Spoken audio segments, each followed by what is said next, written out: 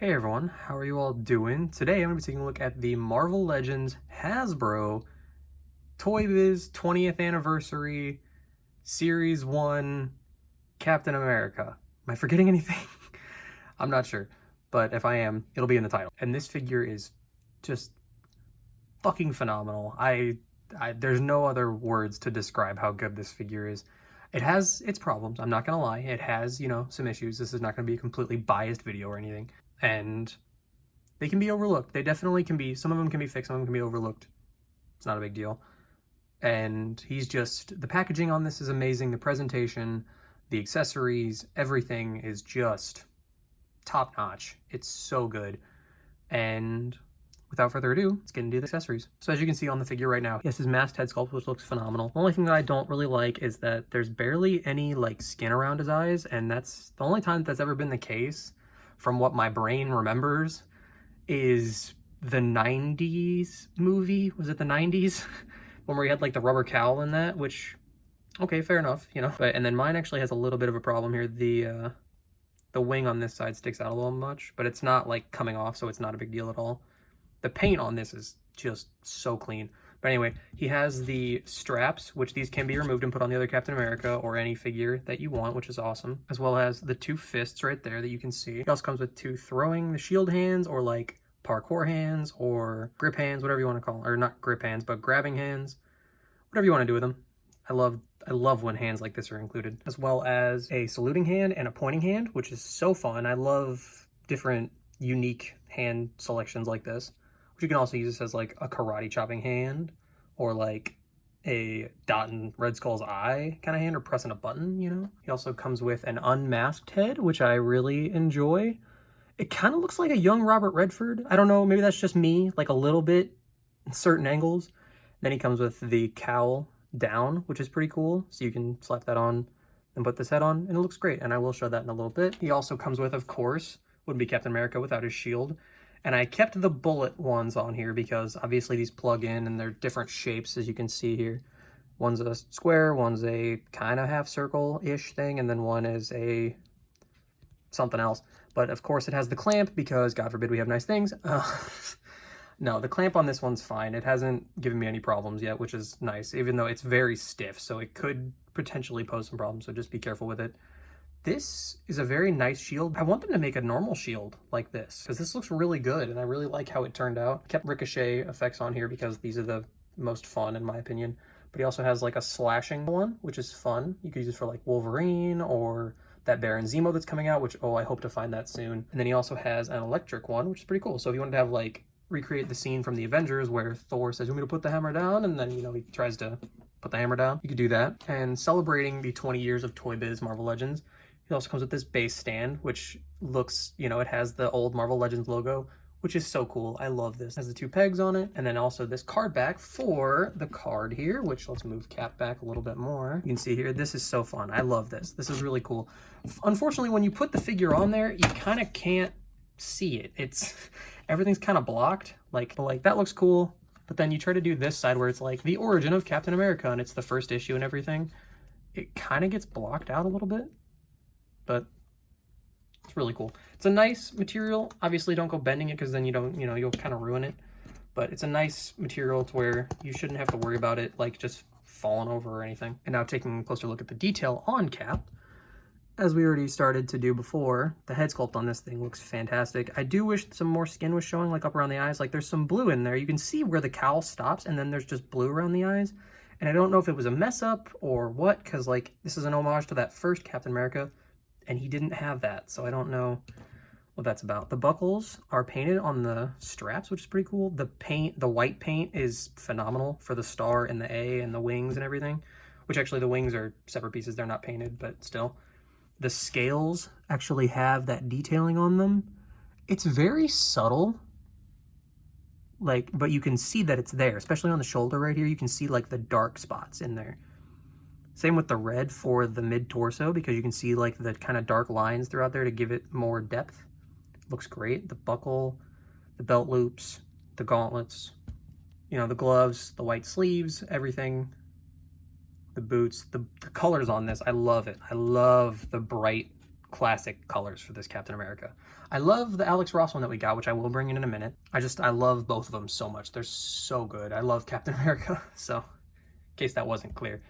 But as I said, bringing in that other Captain America, this isn't the main shield that he came with, but I love how this looks. I like the head proportion better on this one than this one because this looks kind of a little high and a little thin. So this looks more bulky, he looks more stocky. Same with the straps being on here because the shoulder separation looks a little off, but this kind of fills that gap and it looks better in my opinion. The only thing that is different between these two figures, other than the head sculpts obviously, and then the different accessories and whatnot, is the thighs. So if you look at this Captain America, he actually has the wrinkles like for his pants, which this one actually should have, but he doesn't for some reason. And as a result of it, his legs can only go out that far compared to if you have this Captain America, you know exactly how far his go, but his legs can go all the way out.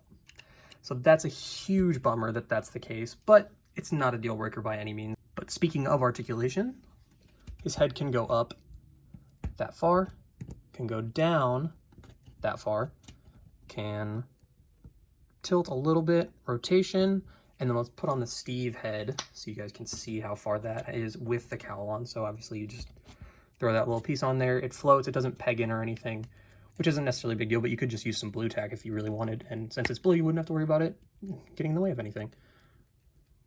But that head can go up that far, down that far, pivot a little bit, and rotate, no problem.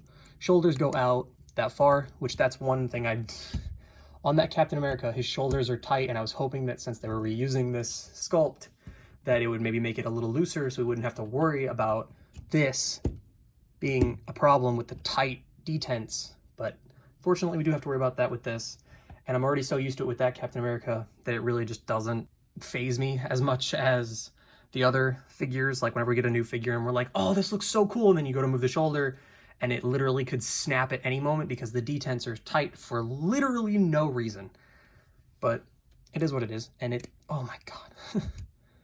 It's, you know, it is what it is. So the bicep swivel, nice, of course. Double jointed elbows, which mine are a little gummy. I'm not sure what that's about. It's kind of just the lower ones, but not too big of a deal. Hands all have the standard back and forth rotation. Torso can go go that far forward. Not too much, not too little. Back a lot more. Creates a huge gap right here though, so I don't know why. If they were going to do that, why not just make it so it could go all the way forward? But whatever. Rotation at the waist. Legs, as I already said, go out that far, which is not terrible, but not as good as the other one. That far forward, that far back. Thigh swivel. Double jointed knees that go that far. Boot swivel, of course. And then ankles go back all the way forward, pretty far, and then of course, ankle pivot. And then on to some size comparisons. Here he is next to the 80th anniversary Iron Man. I would show the classic one from the Shang-Chi wave, but I kind of ruined that figure a little bit. So it's the same figure basically, just, you know, more classic colors. And I like this version better anyway, to be honest, because it looks, you know, like armor more so than the other one. And then the Villains Wave Red Skull, and I think that these three look phenomenal together. I love this so much.